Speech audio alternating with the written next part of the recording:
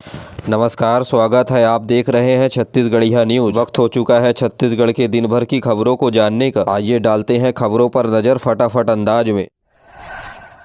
विधानसभा के बजट सत्र में सीएम विष्णुदेव साय ने पिछली सरकार के द्वारा हवा में उड़ाए गए सरकारी हेलीकॉप्टर और चार्टर प्लेनों के खर्चे के बारे में जानकारी दी। जहां भूपेश बघेल की सरकार ने अपनी हवाई यात्रा पर 300 करोड़ रुपए खर्च किए हैं। इसमें प्राइवेट हेलीकॉप्टरों को शासकीय यात्राओं में शामिल करने और दौरे पर जाने के लिए 190 करोड़ रुपए की हेलीकॉप्टर किराए पर ली गई। 1 जनवरी 2019 से 1 जनवरी 2024 तक हवाई यात्रा हेलीकॉप्टर को उड़ाने पर कितना खर्च किया गया है, तो यह आंकड़ा करीब 1000 करोड़ रुपए हो जाता है। इसके अलावा हेलीकॉप्टर के स्पेयर पार्ट खरीदने के लिए 19 करोड़ 62 लाख रुपए खर्च हुए हैं। सरकारी विमान प्लेन को इसी दौरान 14 करोड़ 76 लाख रुपए का मेंटेनेंस हेतु भुगतान किया गया है।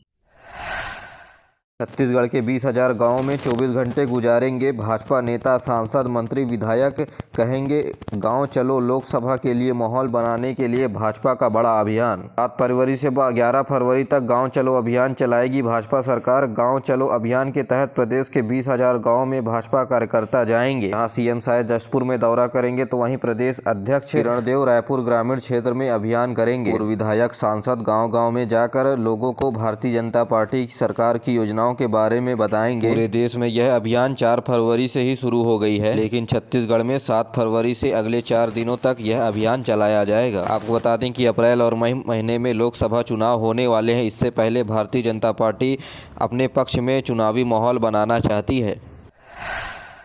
8 से 10 फरवरी तक होगी शिक्षक पद की ऑनलाइन काउंसलिंग। शिक्षक सीधी भर्ती 2023 के शिक्षक पद के लिए अभ्यर्थियों के चतुर्थ चरण की ऑनलाइन काउंसलिंग 8 फरवरी से दोपहर 12 बजे से 10 फरवरी संध्या 5 बजे तक स्कूल शिक्षा विभाग की वेबसाइट www.educationportal.cg.nic.in के माध्यम से प्रारंभ की जा रही है। काउंसलिंग में व्यापम की परीक्षा परिणाम के अनुसार शिक्षक पद के कट ऑफ रैंक विस्तृत जानकारी विभाग के पोर्टल में दी गई है। काउंसलिंग में कुल 1342 अभ्यर्थियों को शामिल किया गया है। साला आवंटन के बाद अभ्यर्थियों का दस्तावेज सत्यापन संभाग कार्यालय, संयुक्त संचालनालय, शिक्षक संचालनालय बस्तर और सरगुजा में किया जाएगा।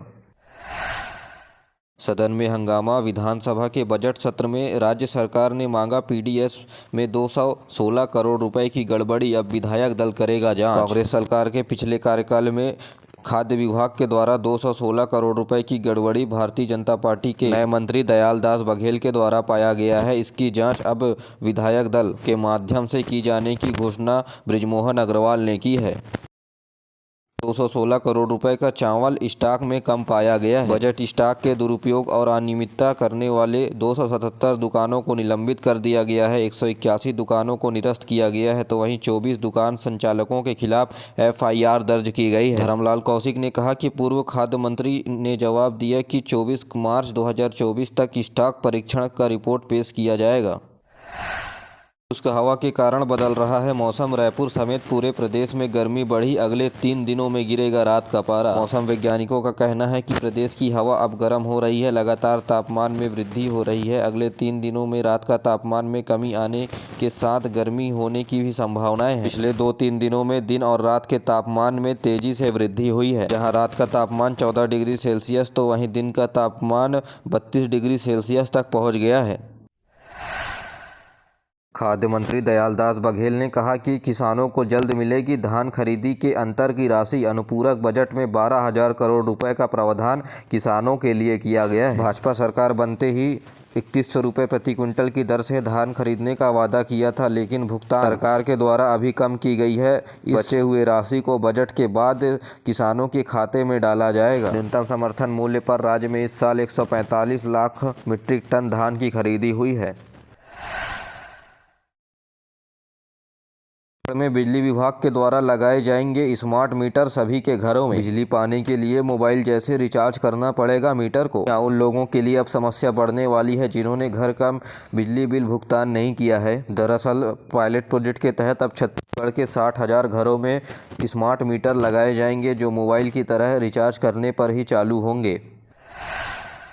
छत्तीसगढ़ में नक्सलियों से निपटने के लिए केंद्र सरकार के द्वारा पिछले 5 सालों में 1666 करोड़ रुपए की राशि दी गई है। जहां सांसद दीपक बैज बोले कि कांग्रेस के कार्यकाल में ज़्यादा राशि दिया जाता था। जी हाँ, आपको बता दें कि सैनिकों को लड़ने के लिए अच्छे बंदूक, बम, गोला बारूद की व्यवस्था करने के लिए यह राशि दी जाती है। इसके अलावा जवानों को फिट रखने के लिए भी यह राशि खर्च की जाती है। पूर्व मंत्री अमरजीत भगत के ठिकानों पर चल रही आईटी की रेड हुई खत्म। पूर्व खाद्य मंत्री अमरजीत भगत के सभी ठिकानों पर आयकर विभाग की कार्यवाही खत्म हो गई है। जानकारी के मुताबिक टीम बड़ी संख्या में दस्तावेज समेत कंप्यूटर, सीपीयू, पेन ड्राइव लेकर वापस लौट गई है। बता दें कि आयकर विभाग की टीम पूर्व मंत्री के सरगुजा स्थित ठिकानों पर 5 दिनों से लगातार कार्रवाई कर रही है। इसके अलावा रायपुर स्थित ठिकानों पर भी टीम ने रेड मारा है। आपको बता दें कि 31 जनवरी से छत्तीसगढ़ में आयकर विभाग की टीम लगातार कई जगहों पर छापेमार कार्रवाई कर रही है। ये कार्रवाई रायपुर, दुर्ग, भिलाई, रायगढ़ समेत बिलासपुर के जगहों पर भी की जा रही। सीएम विष्णुदेव साय ने कहा कि राज्य युवा मितान क्लब की योजना नहीं होगी बंद, समीक्षा के बाद विचार करेंगे। तो वहीं राहुल गांधी की न्याय यात्रा पर बोले कि छत्तीसगढ़ में भारतीय जनता पार्टी 11 की 11 सीट जीतकर मोदी सरकार को देंगे। छत्तीसगढ़ के सुकमा जिले के टेकलगुडेम में नक्सल मुठभेड़ में शहीद जवानों को 10-10 लाख रुपए की आर्थिक सहायता के रूप में देने की घोषणा की है। मुख्यमंत्री विष्णुदेव साय ने कोरिया जिले के बैकुंठपुर में आयोजित झुमका जल महोत्सव के अवसर पर पत्रकारों से चर्चा करने के दौरान यह आर्थिक सहायता शहीदों को परिवारों को देने की घोषणा की है। बता दें कि 30 जनवरी को छत्तीसगढ़ के सुकमा जिले के जगरगुंडा थाना क्षेत्र के ग्राम टेकलगुडुम में नक्सलियों द्वारा घात लगाकर किए गए हमले में जवानों के द्वारा मुंहतोड़ जवाब दिया गया। इस दौरान 3 जवान शहीद हो गए। इनमें 201 कोबरा बटालियन सीआरपीएफ के जवान देवेंद्र सिंह, आरक्षक पवन कुमार तथा आरक्षक लंबाधर सिन्हा शहीद हो गए। इस घटना में 16 जवान घायल हो गए, जिनमें से 8 जवानों को बेहतर उपचार के लिए राजधानी रेफर किया गया है। छत्तीसगढ़ में फिशरीज इंस्पेक्टर के 70 पदों के लिए आवेदन की प्रक्रिया शुरू।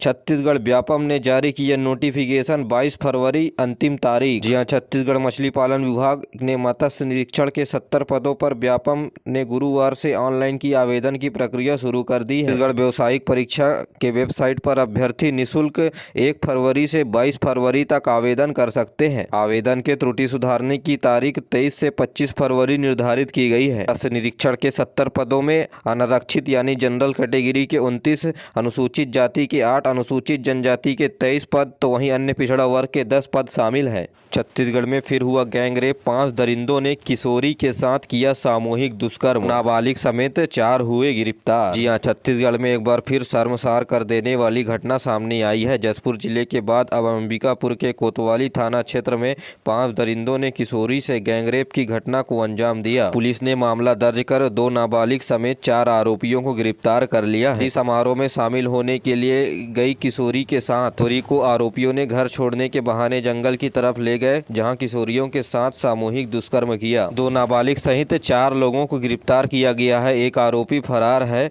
जिसकी तलाश जारी है। तो वहीं टीम बनाकर इस फरार आरोपी को पकड़ा जाएगा। सीएसपी ने दिए हैं